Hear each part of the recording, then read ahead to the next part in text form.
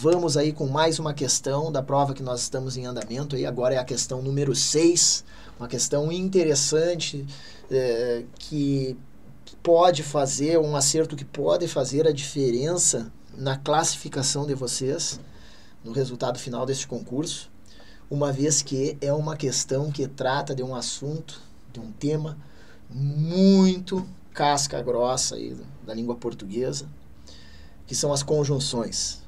As conjunções, como são chamadas determinadas palavras na língua portuguesa, no estudo lá da morfologia, mas que na sintaxe são também chamadas de nexos ou conectivos.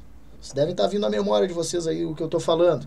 Vamos fazendo um link aí com outras partes da língua portuguesa para vocês perceberem a amplitude da importância do significado que essa parte da matéria tem para outras questões.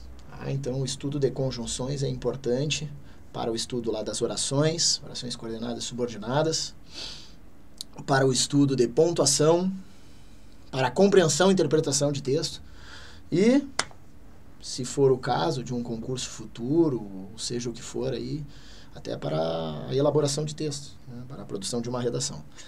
Perfeito? Então vamos lá, vamos entrar nessa questão número 6 e vamos analisá-la e vamos resolvê-la. Uma questão que ela também é padrão do Instituto AOCP, é bem recorrente nas provas elaboradas pela Branca, tá? Bem recorrente. Então vamos analisá-la com bastante cuidado, observando os detalhes da questão e como trabalhar, direcionar a nossa cabeça, a nossa mente para a resolução de uma questão como essa. Porque ela vai aparecer, ela já apareceu, ela segue aparecendo, bem nesses moldes, certo? Então, número 6, exercício número 6 diz assim: a conjunção destacada em eu fiquei um pouco assustada e com receio do que viria depois, já dei um sorriso meio sem graça e estava procurando uma desculpa para aquela frase nada acolhedora. Porém, olhem a palavra em destaque, porém, os santos do dialeto me salvaram. Esse é o trecho.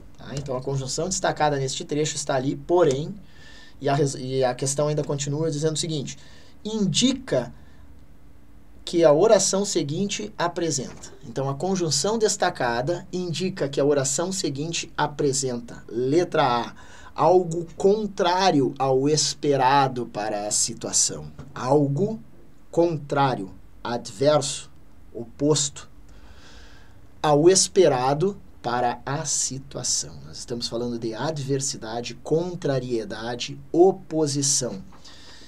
E o teor da frase nos remete a essa ideia, realmente. Eu diria para vocês que a memória fotográfica, olhando para a palavra porém, precisa gritar à sua consciência de que isso é contrariedade, isso é oposição, isso é adversidade, certo? Eu fiquei um pouco assustada. Vou ler novamente a frase. Eu fiquei um pouco assustada e com receio do que viria depois. Assustada e com receio do que viria depois. A autora do texto, que é a mãe da criança que é utilizada como base da discussão sobre a fala das crianças no texto Entendendo Dialetos, que nós estamos analisando. Eu fiquei um pouco assustada e com receio do que viria depois. Já dei um riso meio sem graça e estava procurando uma desculpa para aquela frase nada acolhedora. Porém, deu uma aliviada, né? Os santos do dialeto me salvaram.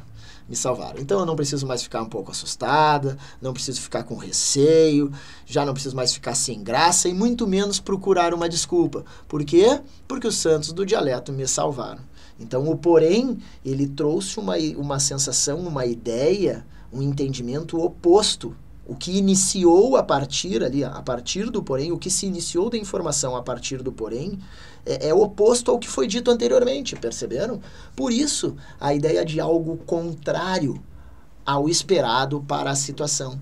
Porque até antes do porém, a situação era era de susto, um pouco assustada, era de receio, era de preocupação, então estava procurando uma desculpa.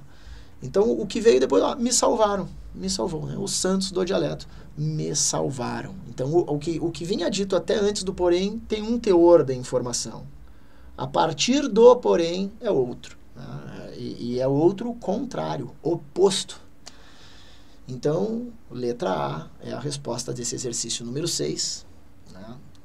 E, para tanto, trago para vocês aí, como sempre, né, a base da referência para tudo isso que eu estou dizendo, aí, o nosso material de estudo. Esse material, ele apresenta para vocês aí uma classificação das orações coordenadas. Esse material ele é mais completo.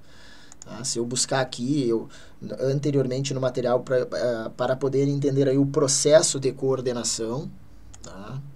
E isso eu digo em razão do estudo das orações, né? As orações coordenadas, as orações subordinadas, que são marcadas, nesse caso da adversidade, desta oposição e contrariedade que nós estamos vendo na questão, vem ali onde está em vermelho as orações coordenadas, tem ali as aditivas e as adversativas, certo?